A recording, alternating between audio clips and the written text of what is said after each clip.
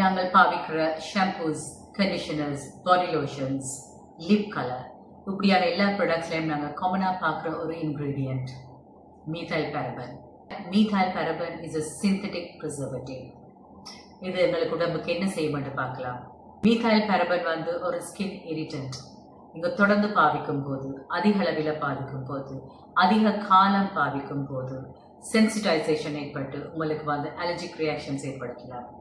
உங்களுடைய சர்மம் சென்சிட்டிவாக இருந்தால், நீங்கள் ப்ரெக்னெண்ட்டாக இருந்தால், இந்த மாதிரியான சிந்தட்டிக் ப்ரிசர்வேட்டிவ்ஸ், பாரபன்ஸ் இருக்கிற ப்ராடக்ட்ஸை கம்ப்ளீட்லி தவிர்க்கிறது நல்லது. டியோட்ரன்ஸ், எங்களுடைய வியர்வை துர்மணத்தை கட்டுப்படுத்துறதுக்காக நாங்கள் பார்க்க டியோட்ரன்ஸ்லையும் இந்த பாரபன்ஸ் காணப்படுறது. மற்ற சர்ம பகுதிகள் மாதிரி இல்லாமல் அண்டர்ஆர்மினுடைய சர்ம பகுதியினுடைய திக்னஸ் வந்து சரியான குறைவு.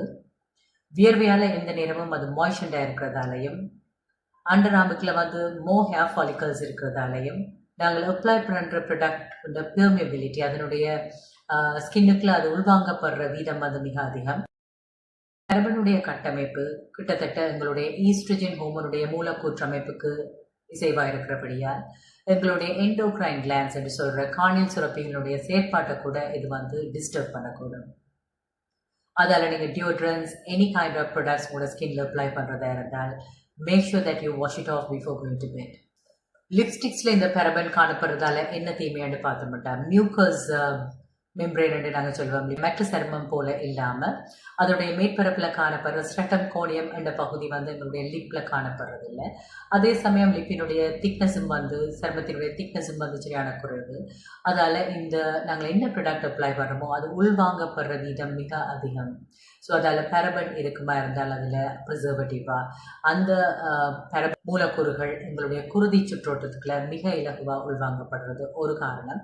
அது தவிர ஒரு பெண் சராசரியாக 3 தொடக்கம் 5 கிலோ ஆஃப் லிப்ஸ்டிக்கை சாப்பிடும் போதும் தேநீர் அருந்தும் போதும் உட்கொண்டு அது உடலுக்குள்ள இன்ஜெஸ்ட் ஆகிறது என்று அறிக்கை சொல்லுது. So you can imagine the amount of paraben we consume inside as.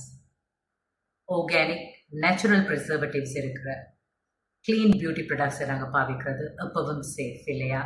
So இதுக்கு என்ன செய்யலாமண்டா, நீங்கள் ப்ராடக்ட்ஸ் வாங்கும் போது எப்பொழுதுமே இன்க்ரீடியன்ஸை செக் பண்ணி வாங்க வேணும். தடை செய்யப்பட்ட பாரபன்ஸ் சிலது இருக்கு. லாங் செயின் பாரபன்ஸ் என்று சொல்கிற isopropyl paraben, isobutyl paraben, phenyl paraben, benzyl paraben and pentyl paraben.